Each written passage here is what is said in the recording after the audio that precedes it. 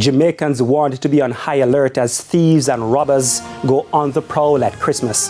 Good evening and welcome to Primetime News and to our viewers on TVJ International in the Cayman Islands and online at onespotmedia.com. I am Dwayne Anderson.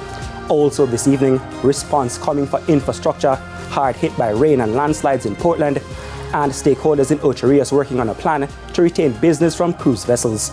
There's also sports and weather in this newscast, so please stay with us. I'll have the news in detail right after this break.